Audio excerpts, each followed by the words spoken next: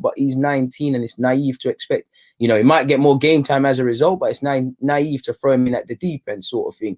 Me personally, I'd go Joe Gomez and Fabinho at centre-half. I'm not too sure how long he persists with that. I actually saw a lot of people on Twitter entertaining the idea of Liverpool going into a 3 at the back. Well, I assume a 3-4-3. Can you go with a Trent, a Joe Gomez, and get away with it with a Fabinho?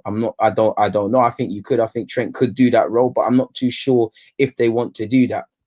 Chris is on fire with the statistics, man. 80% win rate with him, 53% without him. Injuries are part and parcel. If it wasn't going to be him, it would have been Mo Salah or Firmino or someone. Not that I'm wishing malice on anyone, but injuries are part and parcel of the game.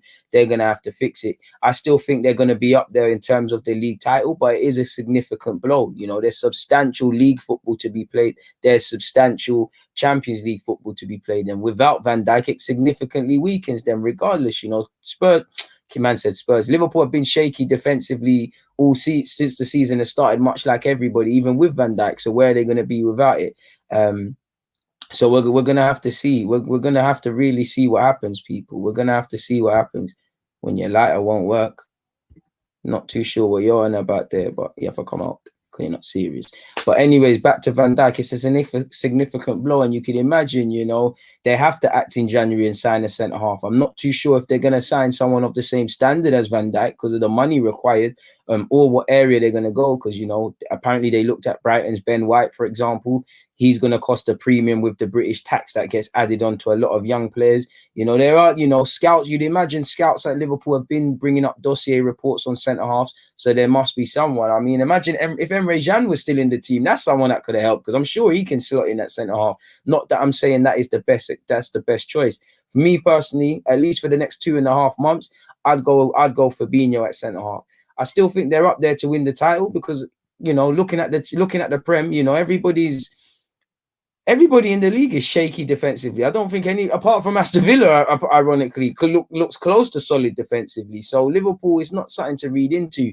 But I don't think there's not really a clear standing runner for the league title so far in this season. City are going to be up there, but City haven't been perfect. Liverpool, even without Virgil van Dijk, should be able to do it. And that's a bunch of squad that I think Liverpool's togetherness will make them rise to the occasion without Virgil van Dijk in their team, people, because they'll say we've got to do it for Van Dijk.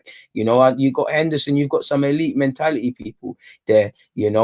I don't know who they're going to go with, because shopping in the Premier League, you could go for Lewis Dunk, you could go for someone like Ben White. They're going to cost a premium. Ozan Kabak, who apparently Arsenal and Liverpool wanted. How much is he going to cost Schalke people? I know he's been linked with them. We'll have to see. I'm not sure why Pickford hasn't faced any action, and apparently he will face no action. Now, again, it is a stupid challenge. It's stupid. There's no need for Pickford to do that, and Pickford's done that a couple of times. Even the man in question, Lewis Dunk, he yesterday, well, I say yesterday, on Saturday, was it? In fact, was it yesterday or Saturday? I think it was Saturday. Coming flying in off the ground for no reason. I'm being told there's no malice in it. Whether there's malice in it or not, it's stupidness, Be serious. Now, for what it's worth, apparently Pickford said sorry and whatnot. Not that it's of relevance, but it's ridiculous, people. It's ridiculous, and it puts Liverpool at a disadvantage. But this is football. Klopp's no idiot. He knows injuries are part and parcel of the game. Van Dijk knows injuries are part and parcel of the game.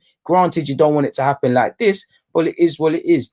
Will Van Dijk play any part of this season? I guess we'll have to remain and see, because just because he, let's just say they said you're out for 4 months, and 4 months comes, just because the 4 months period is gone, it doesn't mean he's fit. He needs to get his strength back in that ACL. He needs to get the confidence. He needs to go through the rehab. The mental scars and the stuff through surgery and the rehabilitation, they all heal. It's up here. This might not heal for Van Dijk, or it might take a lot of time. He might be reluctant to do several things.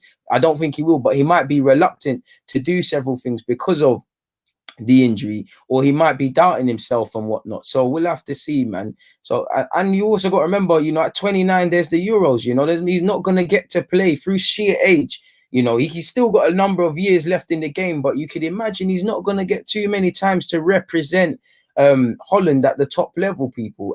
Whether that be the Euros or the World Cup. Now, he'll probably make the next World Cup because it is back-to-back next year, in 2022 and 2021 for the Euros. But he's also got to think of that. He was coming into this with a good season, and that Liverpool have won the title. You know, I've got to play well because I've got a Euros for my country. I also want to defend the title with Liverpool. You know, last season, if you were to kind of